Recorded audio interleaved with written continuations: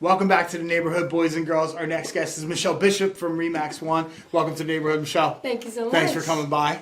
I make the same horrible joke every time. No one in second grade at career day says, I want to be a real estate agent. Everyone has a really cool journey for how they got here. So talk a little bit about your pre-real estate life. I know you have a bunch of really cool stuff that you do. Sure. So like coming out of high school, what was your journey and how did you get here now? Okay, so my journey is kind of an interesting one. In high school, in my senior year in high school, I decided I wanted to be a professional violinist. Mm-hmm. So I went to school on a full ride scholarship for music, and I studied in Miami, and then I went to Eastman School of Music in Rochester. And I met a teacher who offered me a great training opportunity in the Philadelphia area. So I came here, and I've been here since 2005, and I play on the sublist with Philadelphia Orchestra and play with the Pops. I play all, in the past years I played with all the organizations. Awesome. And so through my music career, which it can be very challenging to support yourself on a musician's salary. So I started a small candy company with my grandmother's 70-year-old caramel recipe, with the encouragement of my boyfriend, who is now my husband. Okay. And that kind of morphed into our brand, which is now Allura Kitchen, an ice cream store in Pittman. And we do homemade ice cream and small food, fare, specialty grilled cheeses, that kind of thing. And then, my husband and I were business partners for 7 years, and it can be very challenging to be business partners with your spouse. Absolutely. Been somewhere there a bunch of different times, spouse and brother more than once. Yeah, right? For sure. So, through the various challenges that our business faced with the pandemic, I kind of got a little burned out from the store and needed a separation. So I informed my husband in January that I needed another job. So he likes to say he fired me. As would I. I got to say high five to the husband because I'd be like, I candor. But yeah. So he asked me what I wanted to do, and I said I would like to do real estate. And he's like, go for it. And pretty much 3 weeks later, I had my license.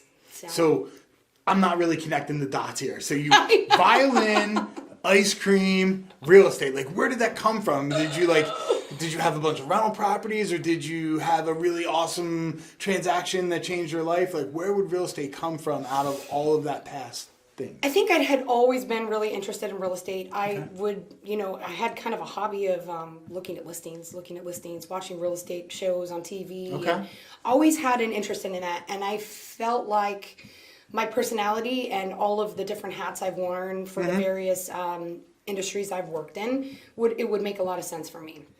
And so far, it has made a lot of sense for me. Nice. So, yeah. Now, how did you choose where you wound up placing your license? Because that's always a really cool story for people, because there's so many options out there, and no matter what, wherever someone is, they think that's the greatest thing. So how did you choose Remax and the group that you're with? So I had mutual friends with my whom I was introduced to, my team lead. And when I mentioned that I was considering getting my real estate license, he said, well, you have a place on my team. Nice. So I went into real estate school thinking I would go directly to their team.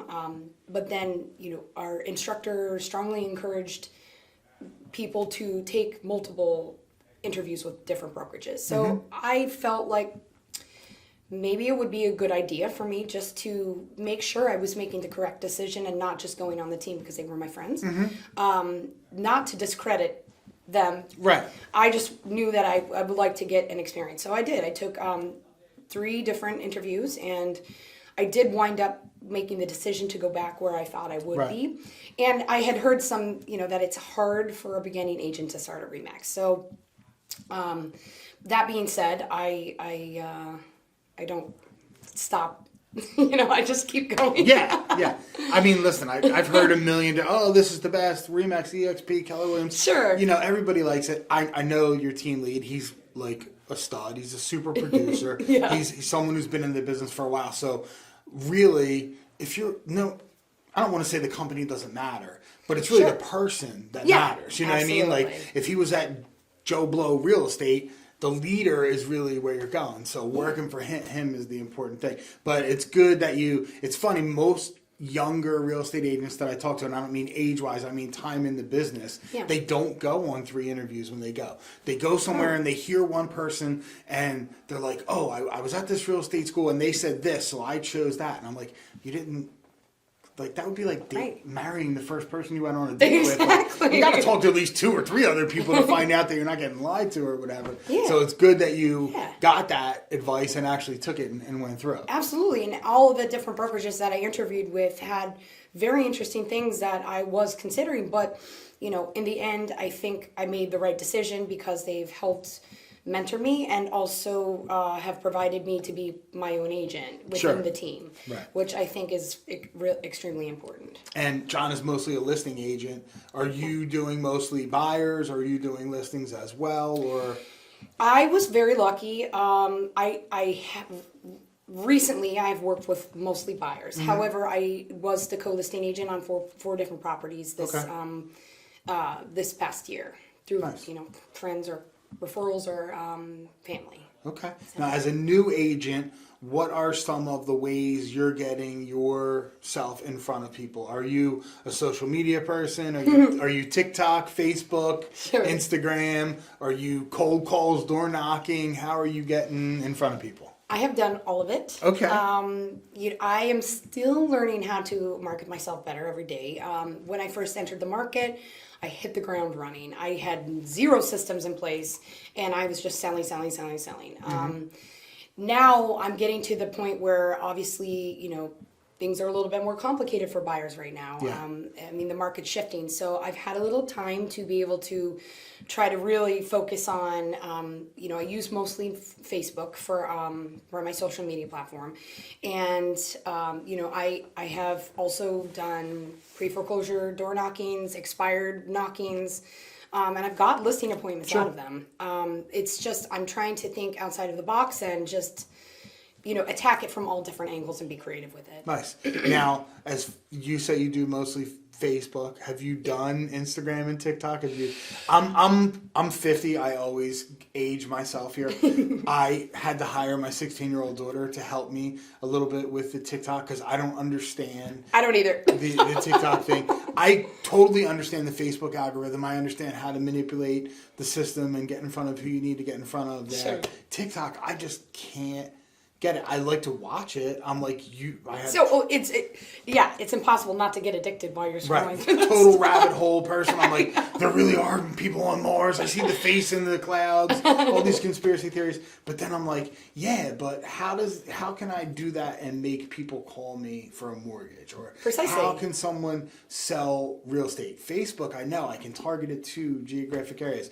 But I've had a couple people come in and swear that they're getting business from TikTok. The TikTok is, and I keep hearing this too, and this is one of the things that I probably need to consider attacking, because I hear videos are very effective. So, and there's a lot of agents on TikTok that are having great success. So I'm putting a marker in there. We're going to, before the end of the year, I'm going to hire somebody to come in and do some TikTok training. Yes. But they're gonna I'll be in the front row. I'm not going to trust them if they're 40 years old and they're teaching me TikTok. I don't know why.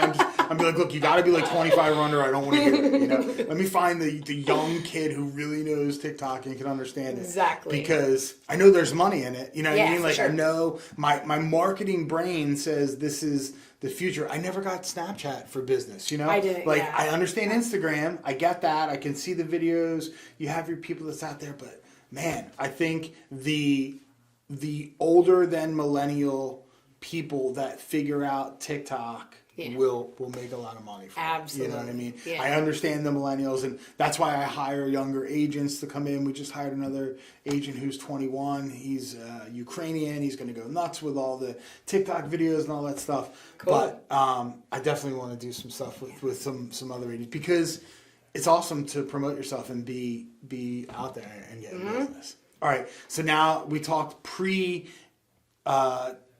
career. Now we're going to go post. We're going to go 2 years in the future, 2024. Where is Michelle Bishop? Where are some of the things you are going to accomplish? Some things you're going to check off on your goal list in the next 2 years? That's a great question. In 2 years, right now, I'm looking into the next year. What my goals are that I want to achieve by this next year. 2 years out, that could look something completely different from what my goals are from this year. But I would like to be able to bring on potentially some agents under my belt for my team, creating kind of like a sub team within the team. Sure. And that I can nurture and help grow their business. What my mentor has done for me. Obviously, I want my face to be out there. That takes some time to build up, the advertising and the marketing budget. Sure. So my goal is to be less obscure than I am now. Okay.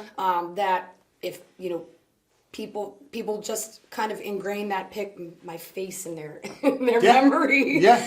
Because my problem right now is because I'm so new, I'm still obscure. Nobody really knows about me except my following on Facebook, my friends and family. So what I need to do is really, really push myself into the community. Yeah. And the difficult thing to do is to figure out the best way, and of course from a self-employed person's speaking, the most economical way to do it, because like I know people that do billboards, and billboards are awesome, but billboards are expensive. And also, like, I argue with marketers all the time that are trying to push billboards on me. I'm like, dude, I drive and I watch people. I drive all over the place. You can't get people to focus on the road. People are looking on their phone the whole time. I don't know how you're going to sell somebody looking at something 40 feet in the sky. I don't know that that's a good way to do it. So then you're looking at other things. So it's going to be a challenge to figure out what's the best way to get your face in front of them. Absolutely. I think it takes